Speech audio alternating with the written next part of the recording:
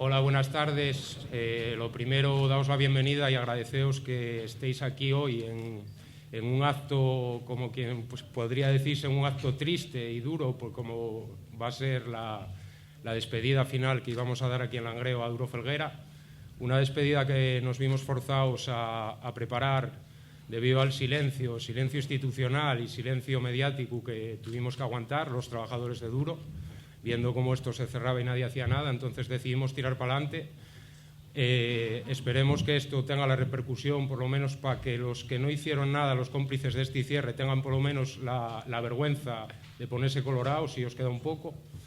Y lo primero, voy a presentaros aquí a las dos personas que se ofrecieron desinteresadamente a colaborar en este acto.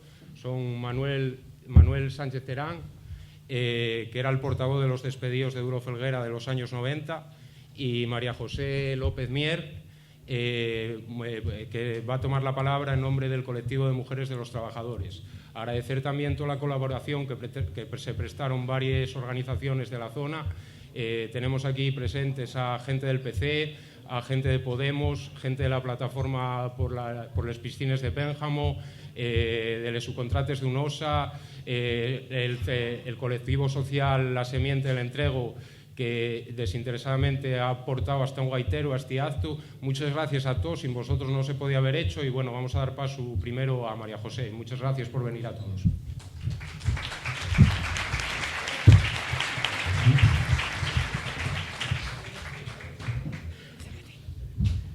Bueno, buenas tardes. Pues yo quiero deciros aquí a todos, gracias como él por estar aquí, y a todo el pueblo de Langreo que nos apoyó muchísimo en nuestro problema y nos sigue apoyando, por supuesto. Quiero deciros mi sentir, y yo creo que el de todas mis compañeras del colectivo. No voy a ser tan osada de pensar que todo el mundo piensa como yo, pero bueno, más o menos teníamos todos los mismos pensamientos. Y el colectivo de Duro Felguera, de mujeres de Duro Felguera, surgió de forma así, pues sin más. Vimos nuestros maridos, nuestras parejas en casa abatidos por el problema. El problema no solo era de ellos, sino también era nuestro, porque el dinero entonces, hace 22 años que surgió esto, mayormente trabajaba el señor, no la mujer, y si el marido fallaba con sueldo, fallaba todo. Fallaba la mujer, los hijos y todo. Allí no había que comer, pues no había que comer para nadie. Entonces decidimos, un grupo de mujeres, empezar a ver qué hacíamos. Empezamos yendo a Madrid, 4 osadas mujeres ahí para allá, que solo nos faltaba la cesta para ser igual que Paco Martínez Soria, pero llegamos y entramos. Y vinimos a Langreo después de haber entrado. Entonces otra mujer se reunió con nosotras en una asamblea y dijo: ¿por qué no formamos un colectivo? Perdona, ¿eh? Entonces, pues bien, un colectivo de mujeres, ¿qué podemos hacer? Pues mira, quiero deciros a todas que cuando surja un problema nunca penséis quisiera hacer algo, pero es que yo para esto no valgo. Valimos todas y todos para todo. Y os lo digo desde el corazón. Yo cuando empecé con esto, nunca en la vida me hubiera metido en nada similar. Iba a alguna manifestación que otra, pero esto jamás. Hicimos todas de todo. De todo es de todo. Y valíamos para todo. Si una llegaba con una idea, la debatíamos en la asamblea, la valorábamos, la madurábamos y para adelante. Una valía para ir a la radio, otra para ir a la tele, otra para cortar una carretera, otra para lo que sea. El caso era apoyar a nuestros maridos y a nuestras parejas. Ellos se concentraban entonces en los talleres de Duro Felguera, en los exteriores, porque lógicamente estaban despedidos y entrar en los talleres era un delito. Y nosotras, mientras que ellos estaban concentrados, el horario que ellos estaban concentrados, nosotros a la calle, a donde sea, a lo que sea. El caso era hacer ruido. Hicimos ruido, un ruido muy importante, que hizo mucho daño a muchos políticos, porque parece que no, pero les molestaba que aquellas 4 pringas estuvieran ahí tocando las narices. Y todas las semanas a cantar al Palacio Regional, y al Ayuntamiento de Langreo, y a la radio, y a la tele, y a entrevistarnos con fulano y con mengano, y lo que fuera. El caso es que saliéramos en la prensa, el caso es que hiciéramos ruido, que supieran en Oviedo, en Langreo, había un problema muy gordo, y que lo supieran en Madrid, y lo supieran en todos los sitios, y que la gente colaborara, que los políticos pasaban mucho de nosotros. Era una patata caliente que no quería nadie. Mucha cara de risa, pero al cocerlo menguaba todo. Y nosotros insistíamos a esa gente que nos prometía y no nos daba, les recordábamos día a día que estábamos ahí. y que íbamos a ser peleonas.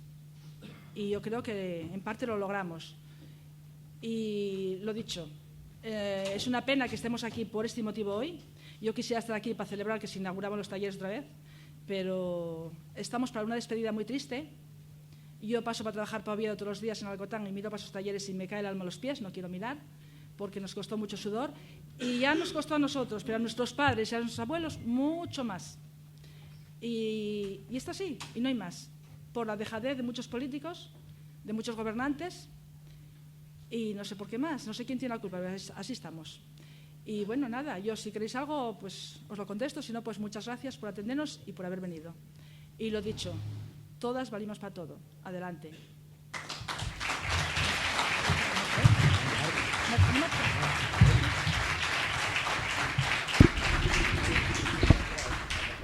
Sí.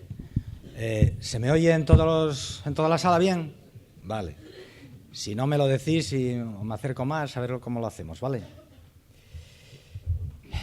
A ver, una expresión zen milenaria y anónima dice: los pensamientos son fantasías, los actos son reales. Sus consecuencias nos persiguen y siempre llegan para pedirnos cuentas. Aquí estamos 100 y pico años después y tenemos que rendir cuentas. Voy a tratar de hacer un esqueleto de estos 100 y pico años partiendo por una pregunta y una reflexión.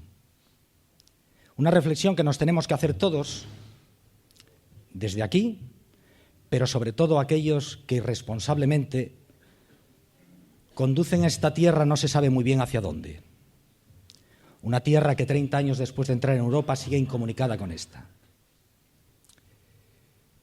Que alguien me responda qué vestigio de compromiso, de identidad, aparte de la estatua de su fundador, a la cual no podía superar ningún edificio en altura, los hierros retorcidos y la tierra quemada, deja Duro Felguera aquí después de 100 años.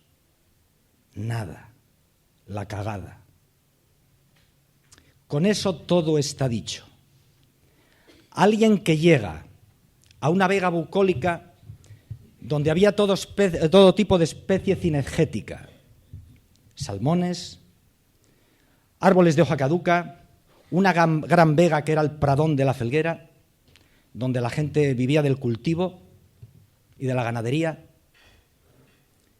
buscando la energía fósil del carbón y el agua para hacer un negocio, y a través de litigios consigue aquella vega, el Pradón, y transforma la tierra y la identidad de las personas, la forma de vida de la zona. 4 generaciones de langreanos que le dan todo, le ayudan a convertir un emporio mundial, lleva los beneficios fuera y nos deja la tierra quemada y los hierros retorcidos. Y siempre contando con el beneplácito y la ayuda de las estructuras políticas y sindicales, salvo los sindicalistas de a pie, los del comité de empresa. Duro Felguera marca tendencia, la marcó durante 100 años. Al principio, Pedro Duro decía: no conozco sindicalistas díscolos en un informe a las Cortes de Cádiz en mi empresa. Hoy, sus sucesores dicen: hemos tenido la suerte de encontrar al fin sindicalistas responsables, los que le han permitido el cierre. Los díscolos nos perdimos en el camino. Políticamente, desde hace 100 años, en las Cortes de Cádiz estoy hablando, Duro Felguera tenía la capacidad incluso de cambiar ministros. Siempre ha estado enquistada en los centros de decisión y de toma de poder. Siempre. En el año 94 a Musátegui, en una carta a Antonio Trevín, por cierto. El otro día lo vi rasgarse las vestiduras en el Senado español por la nueva ley de seguridad Mordaza. Un tipo que mandó 3.000 antidisturbios para que nos masacraran a palos en el 90, un tipo que después fue delegado del gobierno y quiso inventar que había una célula terrorista a unos jóvenes que les quería meter 35 años y que fueron abandonados por casi todos, a su suerte. Un tipo que nos podría hablar de sus leyes mordazas y de sus patadas en la puerta. Bueno, pues Duro Felguera, en su momento, a Musategui manda la carta a Trevín diciendo: no te preocupes, era el 94 cuando se intentó este cierre, no te preocupes, no traicionaremos los altos propósitos que nos tenemos encomendados y en su momento veremos la mejor manera de hacerlo para los intereses de ambas partes. Aquí está la respuesta, esa es una frase que me llevo preguntando 20 años. Aquí está la respuesta. Ya lo sabíamos. Todo empezó en el año 80, al final de la década de los 80. Ahí se intentó el primer cierre. Pero siguiendo un poco cronológicamente con lo que estaba, voy a marcar unos hitos históricos de Duro Felguera para reflejar quién fue y cómo los políticos y las estructuras sindicales no han sabido entender qué era Duro Felguera, lo que significó, cómo marca tendencia y cómo va por delante de los tiempos. Tenían un origen, comedores y dormitorios donde comían y dormían los trabajadores. La cama no enfriaba, se trabajaba 3 turnos y según salía uno entraba otro en la cama. No salían de la fábrica, era maternalista, paternalista, doña Duro Felguera. Esa era la línea ya innovadora que tenía en aquellos momentos, donde no permitía que hubiera sindicalistas díscolos. Después, cuando Duro Felguera manejó 50.000 mineros en la minería asturiana y en las décadas de los 70 tenía 12.000, en unas condiciones infrahumanas, ya sigue dentro de los centros de poder, toma decisión y beneficiándose. Porque hoy se va porque ya no tiene nada que pueda recibir aquí sustancioso.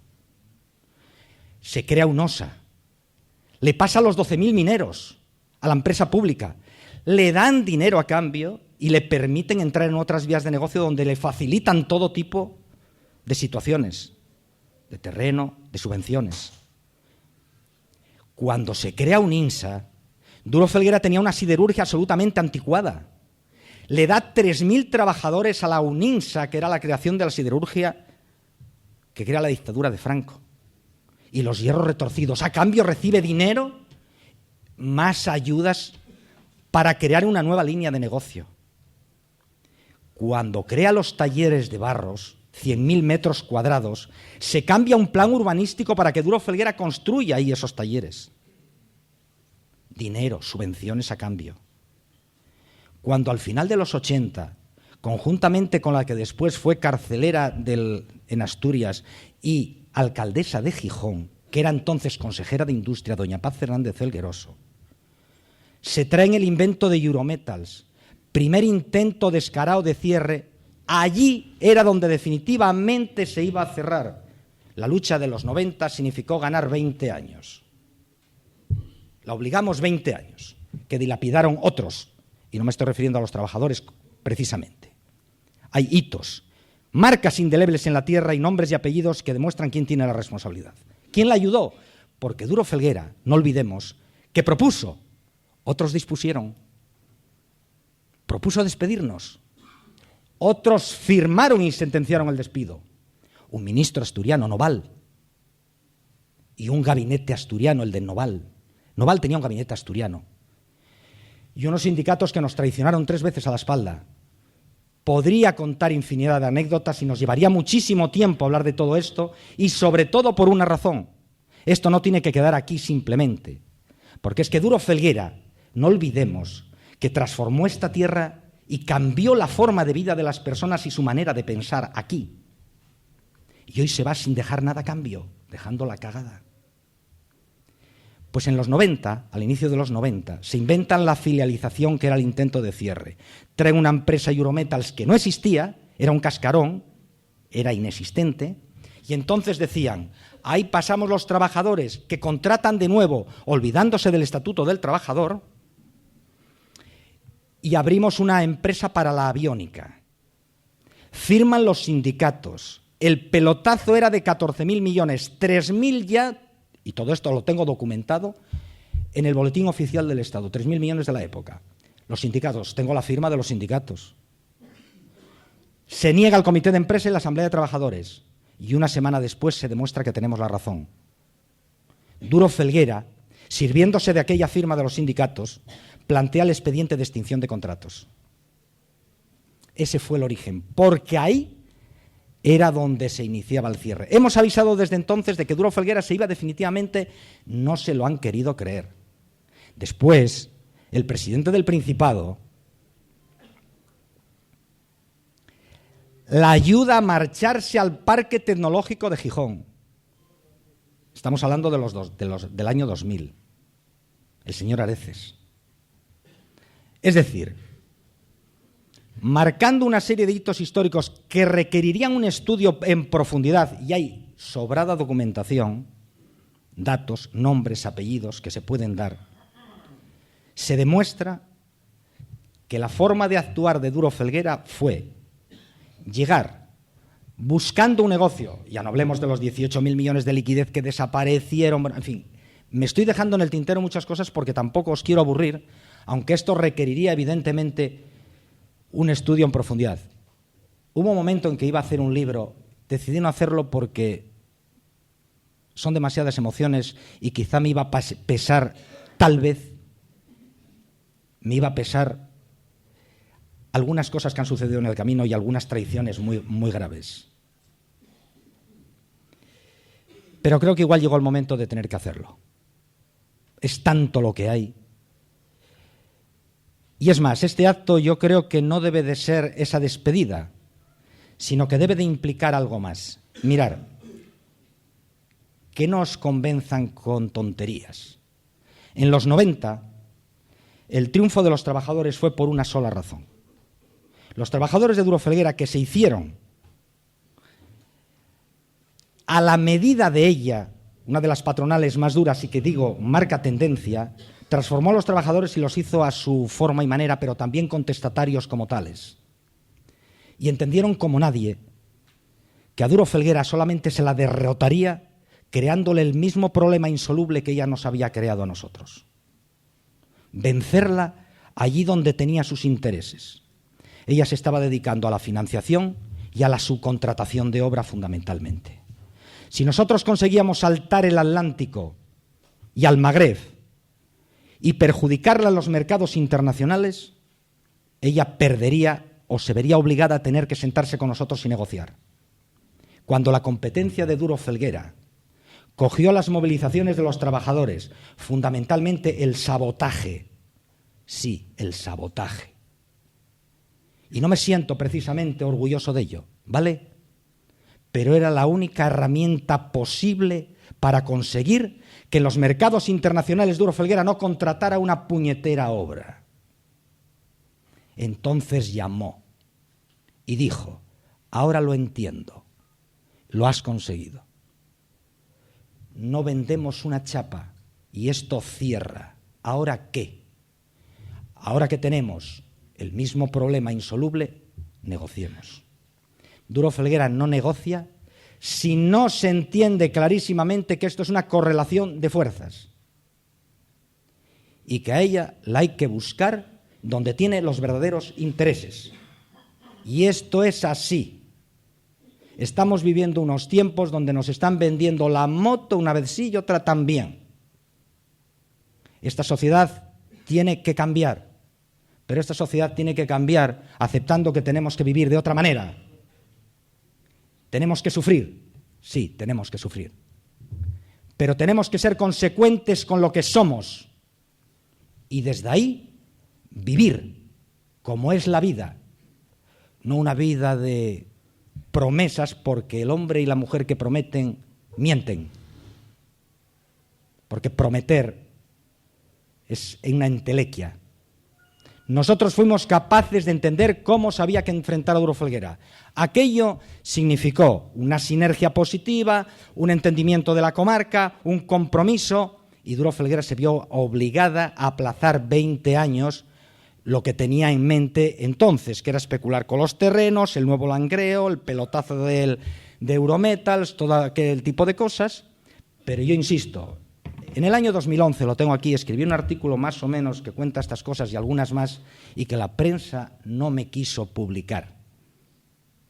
No es nuevo, porque Duro Felguera ha sido capaz de estar en los centros de poder y de toma de decisión para manejar políticos, manejar sindicalistas dóciles, sindicalistas que estaban más preocupados de mantener una estructura sindical y de lucha de poder interna que en resolver los problemas de los trabajadores. Nunca quisieron entender lo que era Duro Felguera, lo que significaba y el porqué de esa lucha, y nos traicionaron porque estaban a otros intereses. Y Duro Felguera ha sabido también manejar muy bien los medios de comunicación, porque los medios de comunicación funcionan como empresas y sobreviven sobre todo de la publicidad. Y Duro Felguera compraba mucha publicidad, a veces informaciones en forma de propaganda o propaganda en forma de informaciones, de toda índole. Duro Felguera ha sabido manejar muy bien todo esto.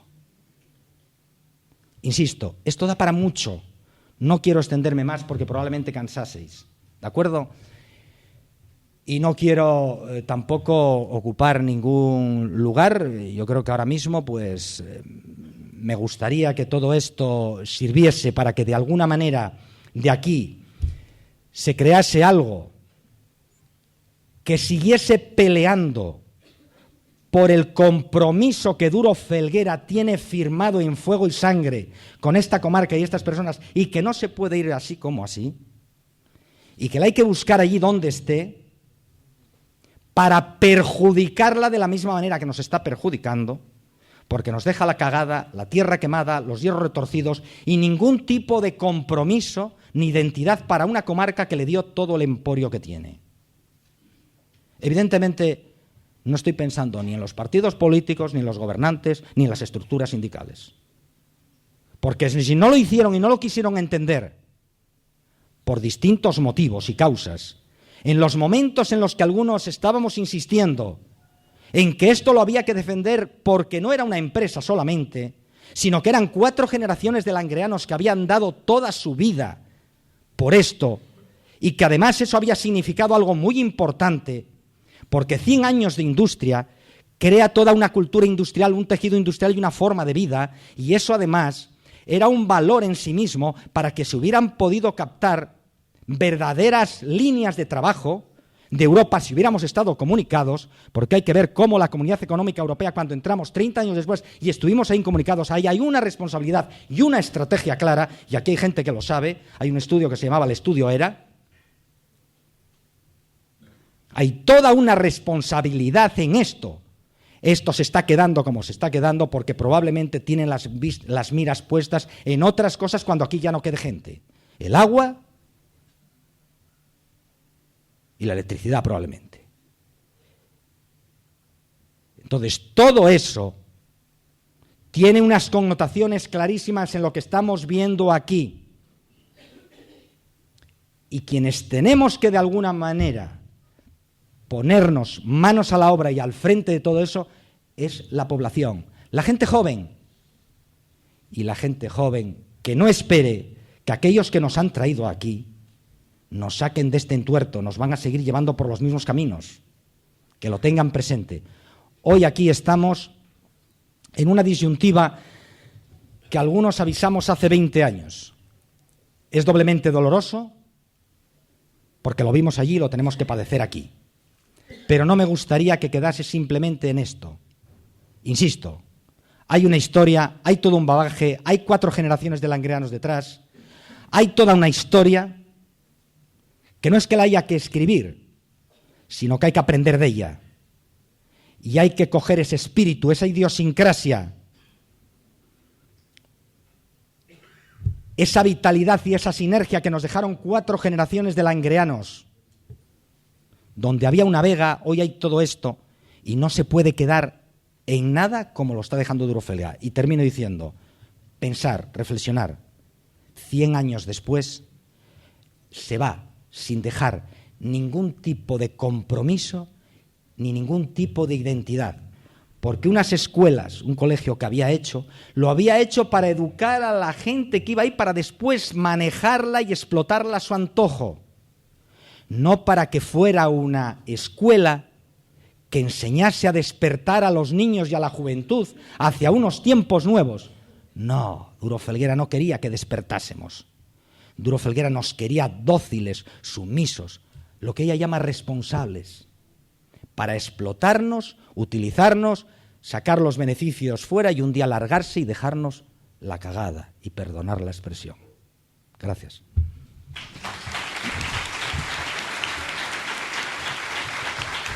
¿Te quieres a gusto? Más o menos.